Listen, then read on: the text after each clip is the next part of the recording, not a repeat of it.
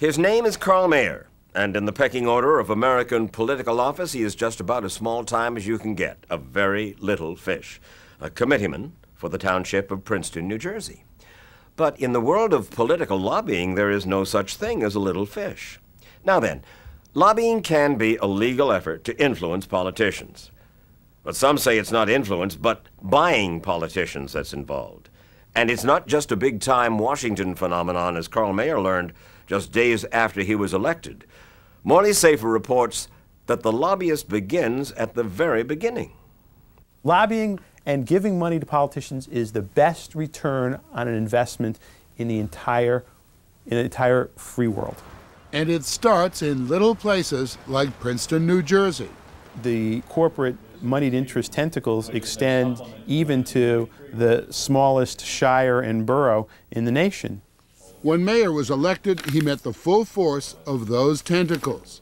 In response, he wrote a piece about it in the New York Times called "The Importance of Being Anyone at All." Approximately a week or 10 days after being elected, there was this junket down in Atlantic City at the casinos where the corporations sponsored the event. And it was almost my initial coming out, as it were, as a politician. We'll spin the wheel and we'll see if you come up with a A coming out party organized every year by the New Jersey League of Municipalities, where every level of local government convenes, in theory, to exchange ideas for better government. Pens, pen knives, calendars.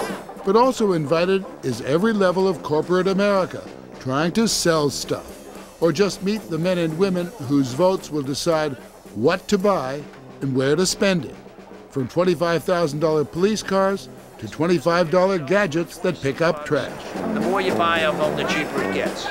The entire convention really centers around attempting to extract favors from government. Awesome. And it's more or less than that. One big party, junket, fiesta, hootenanny. When you went to Atlantic City this year, we went with you, right, on the quiet. Right. Well, you were in cahoots with us, right? Right. What did you find? Understand when politicians go undercover, it ordinarily has a different meaning. To us, it meant using a hidden camera so we could view the political education of Carl Mayer in the purest possible way. So off we went to the same hall where Miss America is crowned. What's at stake is New Jersey's $7 billion municipal pie. Mayer may be a part-time committeeman making a measly $5,500 a year, but his township board has a $20 million budget to spend. The primary purpose of this is for the lobbyists to get their hands on the elected leaders, and in particular to get their hands on the billions of dollars that municipalities and the state spend every year on various products. Are you generally cheaper than Blue Cross Blue Shield? We're competitive. A turkey shoot for anyone trying to sell anything to every town. Now what happens? Are you saying if you spill with the mobile oil, you don't have to clean it up, the fish can eat it? Bingo. Every booth has a pretty girl or a goofy gimmick. Do I think that they are buying politicians with a 2-cent ruler or a ball? No. But do I think that that combined with the receptions and the campaign contributions and the lobbyists skews the system in favor of the big money corporate contributors? Well, whatever Absolutely. it does, it gives them the kind of access to you that they might not otherwise have. That's right. And at the taxpayer's expense. Most municipalities pay for their officials to attend, while corporations and lobbyists write their costs off as business expenses. And what does the taxpayer get back? The taxpayer is getting more informed local officials by going to the conference, by attending the sessions.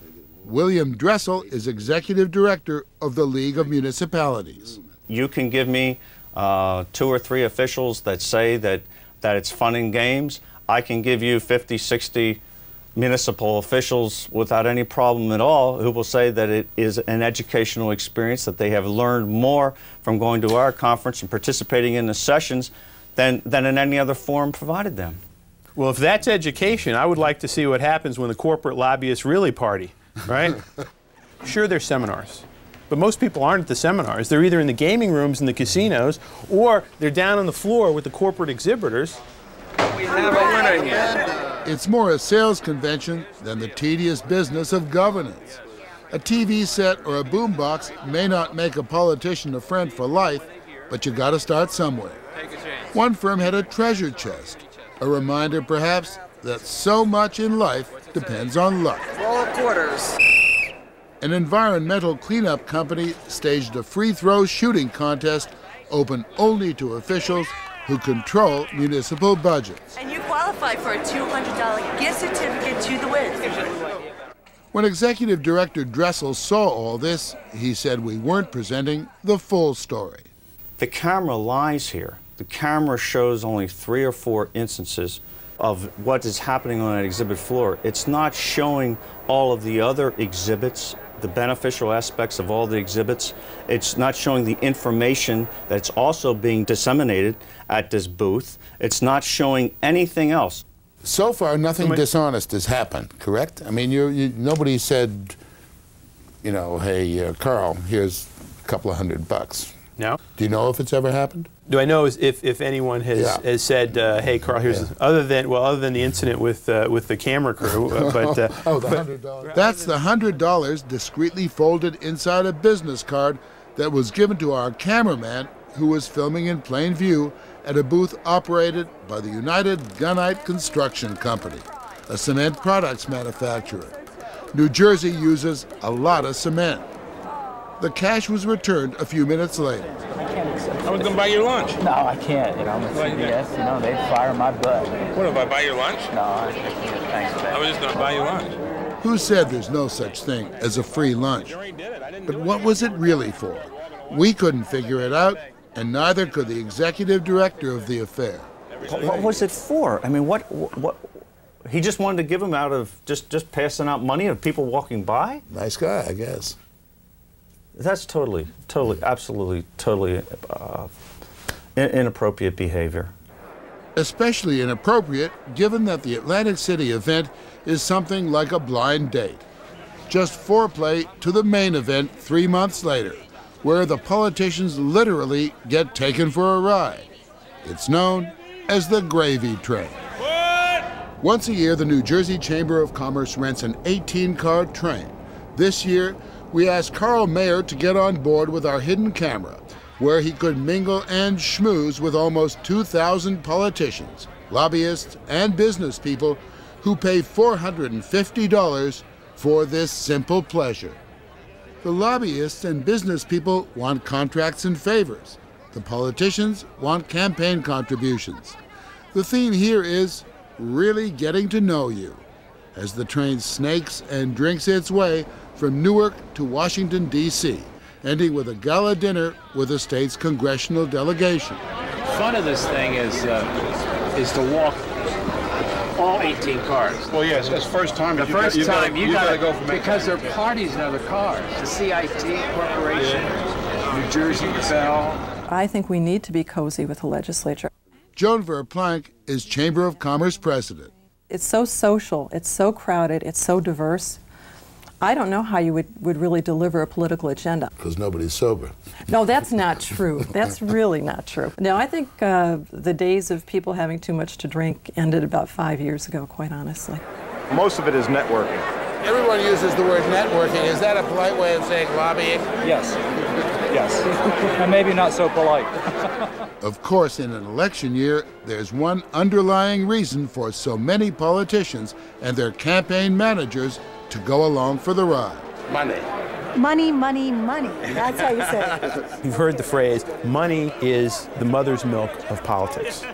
I really think money is the crack cocaine of American politics, because they start you out at the local level. You get sort of nickel bags, right? Little gifts, little junkets. And then there's a little more when you get to the state level. Then you're off to the big-time campaign contributions. And by the time you get to Washington, it's Steve Forbes' time, where you've only got billionaires running for office. Among the things that happen on the train is those politicians are approached by the Chamber of Commerce or local chambers of commerce or business, and they're invited on golf outings and Caribbean cruises. Who in the world told you that? I have never heard anything like that. You've never heard that? In all honesty, I've never heard anything like that. We have a golf tournament in Tavistock. Oh, you got a golf tournament? When's that? That's May 6th. I'm sell- doing a I know cruise. people- I know people I'm doing sell- a chamber cruise. That's a gonna be chamber fun. cruise? Yeah, we're gonna go to the Eastern Caribbean in August. You're kidding me. Yeah, you want to go? Yeah, it sounds great. Now, the junkets are the tip of the iceberg. You got the junkets. Then you have the lobbyists they hire. Then the gifts. Then the golf outings. Then the campaign contributions. And then the campaign contributions to the parties, not just to the individual leaders. So it's an entire operation. And this is at grassroots politics we're talking about. By the time you get down to Washington, you've got Bob Dole flying on a Chiquita Banana airplane in the presidential primaries, right? You know, by the time it gets up to Washington, it is total corporate domination of the system. And the gravy train rolls on. Destination, Washington, the capital of capital, where it finally disgorges its cargo of happy, happy, happy passengers.